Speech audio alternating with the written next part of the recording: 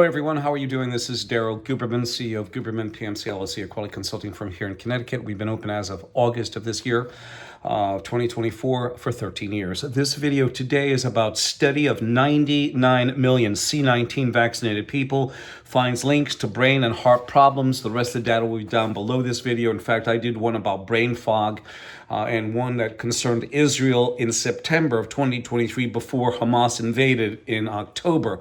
That will also be down in this video. I just got back after April from a Senate subcommittee meeting, as you can see. Senate subcommittee meeting with Sam Sallypour, the whistleblower for the Boeing 777-787. I have documentation that corroborate what he is talking about, and it's even worse than what he's talking about when it comes to Boeing. We're going to continue on because this is about C-19. You have ANSI, the American National Standards Institute, is a private, not-for-profit, non-governmental corporation that has federal agencies and corporations on board, and they've been around for over 100 years. In 2018, ANSI, the American National Standards Institute, took over complete control of the American National Crediting Board. They are also underwriters for the International Accreditation Forum Incorporated in Delaware, which is a repository for both national and international accreditation bodies. They are underwriters for also the ILAC and IF. ILAC is a sister organization to IAF, or IF is a sister organization to ILAC, which is the International Laboratory Accreditation Cooperation in Australia. ANSI, ANAB have over 10 different registrars that can issue a certificate in communist China. This also shows you that ANSI is the founder and developer of the International Accreditation Forum.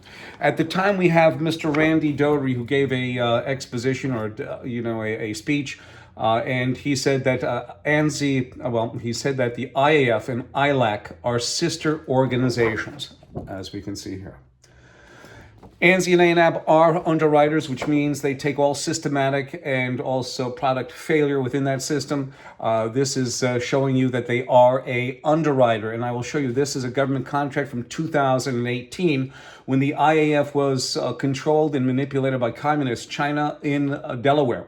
You had a Zhao Jinwu. He will be coming up very shortly. I'll show you the whole intermixing through a flow chart for C-19.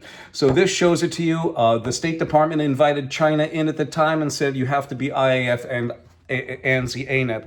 As you can see right here, it states that ANAB is an underwriter for the International Accreditation Forum. I am not going to read this. You can stop the video. But Randy here said, as the vice president of ANAB, the chairman of the IF, and also he was on the 990 tax form as the principal, so he had complete control over the accreditation system. He said that an IF MLA and an IF MLA, which is a multilateral agreement organization or a multi-regional agreement, is equivalent in accreditation to ANAB. Here is Zhao Jinwu in the laboratory in 2017 in Wuhan, China. At the time, he was also the chairman of the IAF, and he's the chief executive of the China National Accreditation Services, which is, again, equivalent to accreditation like ANSI, ANAB. They are equivalent. So if there's a failure in the laboratory, like the virus escaped, you don't sue China. You go after ANSI, ANAB. They are the underwriters. This is the actual Chinese document, written in English, of course, that actually shows the situation with Zhao Jinwu over here standing in the laboratory. You also are going to have probably Anthony Fauci coming up in this video, and here it is.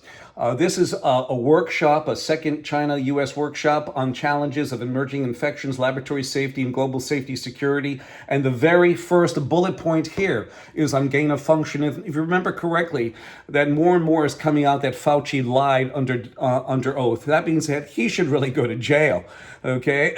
He should really go to jail. But will he? I don't know. Maybe, could be, who knows? During this time when he gave out this certification for laboratory accreditation, Ms. Pamela Sale, Vice President of Accreditation for Laboratory, came out with a deposition down in Texas.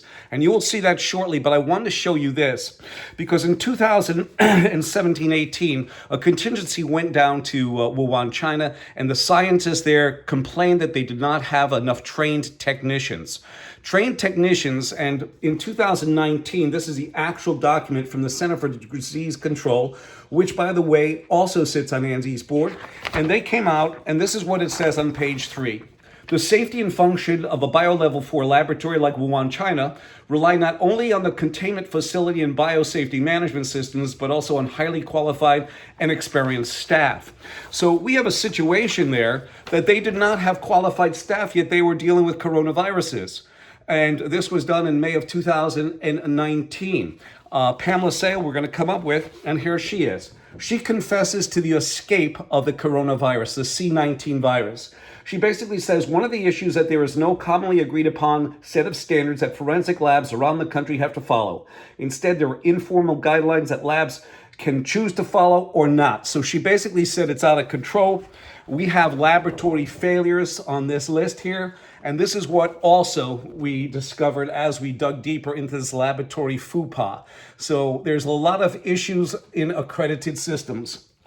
We have now Pfizer that sits on ANZI's board, right over by the accreditation body ANAB that they use, their suppliers use to service Pfizer. You have the factor that Pfizer skipped quality processes and quality standards. And also the newest vaccine plant was persistent mold issues. I think they had 15 million recalls. They also had contamination in that. Now we have, this came right off of Albert Bourla's Twitter page. Doesn't it look like Albert Bourla giving an injection to Albert Bourla? We have actually, take a good look at that. I'm going to hold it here for a second. That looks like Albert Bourla giving the injection to Albert Bourla. Unbelievable. We also have some guests here. We have Benjamin Netanyahu, and as you can see, the rats in the middle saying, did you get the vaccine yet? No, they're still testing it on humans. And I have that down below the video. You'll find out that Benjamin Netanyahu said that he used the Israelis as a lab for Pfizer. Isn't that nice? And then you have Albert Bourla, who had vaccine hesitancy when he was getting interviewed. You will see that in the description. They'll be the first 2 items that you will see. You also have Johnson & Johnson. Johnson & Johnson, some friends of mine I know took it. They said 1 and done, and a year and a half later, they ended up with blood clots in their lungs. And there's a Yale University study. We'll have that down below. If it's not, and we can't fit it, please contact me, 203-556-1493. Or Daryl, TQRS at yahoo.com, and we will send it to you. We have a lot of data. And here you go. A batch of COVID vaccine failed quality check, not clear how many doses there were. And actually that 60 million went up to 75 million doses that had to be returned because of contamination. You have the CDC sitting on ANZI's board. You have NIH sitting on there. You have the FDA sitting on there. And here is the flow chart, starting at DARPA with the utilization of Johnson & Johnson and Pfizer and Moderna. You have it going down here to Fauci, and you have the CDC and NIH sitting on the board. You have and we're going to bring him into it, Charles Lieber, who was the head of the chemistry department. His specialty is nanotechnology, but biological and electronic at Harvard. I think he is part of the Chinese talent plan. You have the situation where Randy Doherty handed over leadership of the IAF to this Communist Chinese National in 2015. You have, of course, underwriters, ANZI, ANAB, who watch over ILAC and the IAF, and they're very badly conflict of interest.